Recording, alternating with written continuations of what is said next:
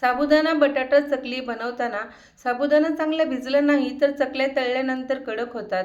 खाताना चकल्या कचकच लागतात, अशा छान फुलल्या जात नाहीत.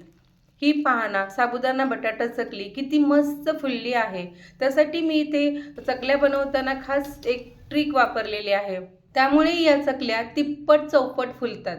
आता पहा, यातील प्रत्येक साबुदाणा चांगला फुललेला आहे. अगोदरची ही सुकलेली चकली आणि तळल्यानंतरची चकली आहे ना फरक. आता ही चकली मी तुम्हाला मोडून दाखवते. एकदम खुसखुशीत आहे आणि सांगू, आतमधून बघा एकदम पोकळ झालेली आहे, हलकी झालेली आहे. अगदी सहज चकलीचा चुरा होत आहे. या ट्रिकने तुम्ही सुद्धा झटपट अशा साबुदाणा चकल्या बनवू शकता. चला तर मग रेसिपीला सुरुवात करू. ही साबुदाणा चकली बनवण्यासाठी सुरुवातीला आपल्याला साबुदाणा कसा भिजवायचा आहे ते पाहू. आता इथे मी अर्धा किलो साबुदाणा घेतला आहे. त्यामध्ये भरपूर पाणी घातलं आणि बघा असं हाताने हलक्या चोळून घ्यायचा आहे. त्यात साबुदाण्याचा सगळा स्टार्च निघून जातो आणि साबुदाण्यामध्ये काही कचरा असेल तोही वरती येतो. साबुदाणा मी 3 ते 4 पाण्याने स्वच्छ धुवून घेतला आहे. त्यामुळे बघा साबुदाणा हलका होतो. आता हा साबुदाणा भिजवण्यासाठी आपल्याला साबुदाण्याच्या वर 1 ते 1.5 इंच पाणी घालायचं आहे किंवा 1 ते 1.5 ग्लास पाणी घालायचं आहे. नेहमी साबुदाणा खिचडीला आपण जसे पाणी घालतो त्यापेक्षा जरा जास्त पाणी घालायचे आहे आणि झाकण ठेवून रात्रभर आपण भिजत ठेवू. तर इथे पहा, साबुदाणा भिजत घालून 7 ते 8 तास झालेले आहेत. हा साबुदाणा चांगला भिजलेला आहे, चांगला फुलला आहे. प्रत्येक साबुदाणा असा चांगला बघा त्याचा गाळ झालेला आहे, म्हणजे चांगला आपल्याला साबुदाणा भिजवून घ्यायचा आहे. इथे आता मी एक कढई घेतलेली आहे. कढईत एक छोटा ग्लास पाणी घेतलं आणि आता हा साबुदाणा आपला किती भिजला आहे त्यानुसार आपल्याला इथे पाणी घ्यायचं आहे. 1 चमचे जिरे घातलं आणि इथं चवीनुसार मीठ घालायचं आहे. थोडंसं मीठ मी राखून ठेवते, सगळं वापरत नाही. तर लाल मिरची पावडर 1 ते 1.5 चमचा घालू. आता इथं उपवासाला तुम्ही जिरे खात नसाल तर जिरे नाही वापरलं तरीही चालेल. आणि आता रात्रभर भिजलेला साबुदाणा इथे घालून घेते आणि एका उलटण्याने चांगला हलवून घ्यायचा आहे. इथे लाल मिरचीऐवजी तुम्ही हिरवी मिरची सुद्धा वाटून घालू शकता. आता हा साबुदाणा चांगला हलवून झाला आहे. इथं आता 5 मिनिटासाठी मी झाकण ठेवते, म्हणजे याला चांगली वाफ मिळेल. तर अर्धा किलो साबुदाणा आहे, त्यासाठी इथे मी 1 किलो बटाटे असे उकडून त्यांची साल काढून घेतली आहे आणि अशा बारीक खिसणीने आपल्याला खिसून घ्यायचं आहे. बटाट्याचे असे जाडसर कण अजिबात राहिले नाही पाहिजेत, एकदम बारीक खिसणीने त्यामुळे खिसून घ्यायचा. सगळे बटाटे असे छान खिसून घेते. आता इथे बघा साबुदाण्याला पण चांगली वाफ आलेली आहे आणि आता सगळं उलटण्याने परत असं हलवून घेऊ. तर साबुदाणा इथं आपल्याला सगळं ट्रान्सपरंट करून घ्यायचं आहे, म्हणजे चांगलं शिजवून घ्यायचं आहे. तर त्यासाठी मी परत 4 ते 5 मिनिटासाठी झाकण ठेवलेलं आहे. आता झाकण काढल्यानंतर पहा, बघा साबुदाणा चांगला शिजला आहे आणि सगळा चांगला हलवून घेऊ. आणि जो काही पांढरा साबुदाणा दिसतो आहे ना, तो सुद्धा असा हलवत हलवत चांगला शिजला जातो.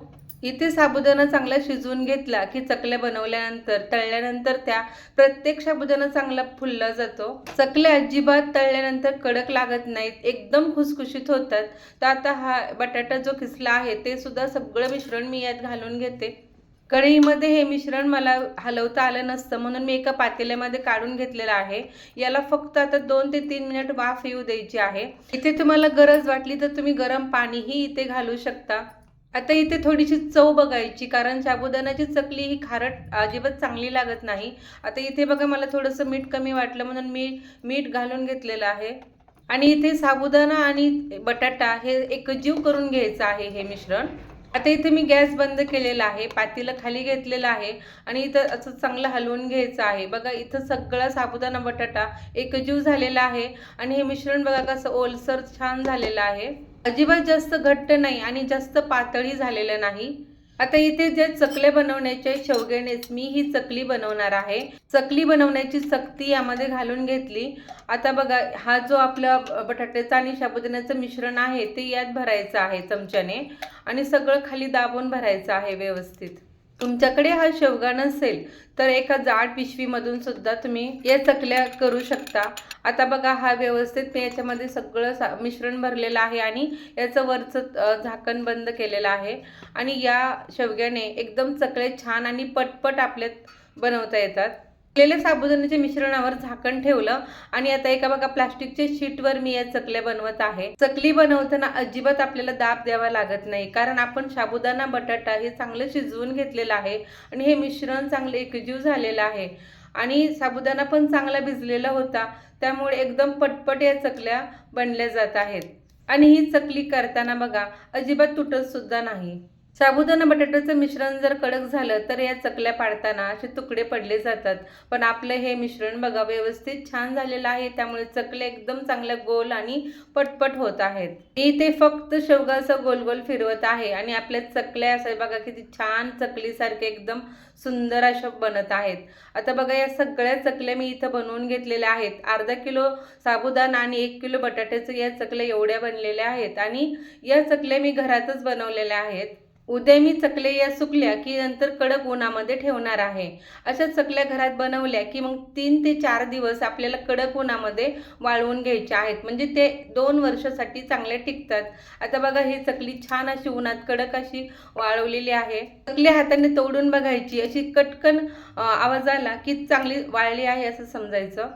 आता ही चकली तुम्हाला तळून दाखवते. तळण्यासाठी तेल कढईत मध्यम गरम झालेलं आहे आणि चकले 4 घालून घेतल्या. तेल जेवढं आहे त्याच्या प्रमाणात आपल्याला चकली तेलामध्ये सोडायची आहे. आणि पहा आपली चकली किती छान फुलली जाते आहे. या चकलीमधला प्रत्येक साबुदाणा छान फुललेला आहे आणि त्यामुळे ही चकली एकदम खुसखुशीत लागते. इथे तेल चांगलं नितळून घ्यायचं आणि बघा साबुदाणा चांगला भिजवला गेला आणि साबुदाणा ट्रान्सपरंट केलेला आहे, त्यामुळे आपल्या या चकल्या छान फुलल्या जातात. पहा इथे आपल्या या साबुदाणा चकलीमधला प्रत्येक साबुदाणा हा व्यवस्थित चांगला फुलला गेला आहे, त्यामुळे या चकल्या खाताना अजिबात दातांखाली कडकडीत लागत नाहीत, एकदम खुसखुशीत होतात. आणि पहा आपली सुकलेली वाळलेली चकली आणि नंतर तळल्यानंतरची चकली कशी चौपट फुललेली आहे. त्यामुळे आपल्याला पहिल्यांदा साबुदाणा हा चांगला भिजवून घ्यायचा आहे आणि नंतर तो ट्रान्सपरंट होईपर्यंत चांगला शिजवून घ्यायचा आहे. आणि महत्त्वाचं म्हणजे साबुदाणा कसा भिजला आहे यावर आपल्याला पाणी घालायचं आहे. तुम्हाला सुरुवातीला थोडंच पाणी घालायचं, पण गरज वाटली तर आपण नंतरही पाणी घालू शकतो, त्यामुळे चकली ही जास्त पातळ होत नाही. साबुदाणा असा शिजवून घेतला की चकली बनवताना सुद्धा अजिबात आपल्याला कठीण जात नाही. तर इथे मी सांगितलेल्या टिप्स तुम्हाला कशा वाटल्या ते मला नक्की कमेंट करून सांगा. इथे मी सांगितलेल्या टिप्स तुम्हाला थोड्या जरी आवडल्या असतील तर एक लाईक नक्की करा आणि तुमच्या मित्रमैत्रिणींना हा व्हिडिओ जास्तीत जास्त शेअर करा. आणि अशाच मस्त मस्त आणि अचूक प्रमाणात बनवलेल्या रेसिपीज तुम्हाला पाहिजे असतील तर वर्षाच केक्स अँड आर्ट्स या चॅनलला सबस्क्राईब नक्की करा. धन्यवाद.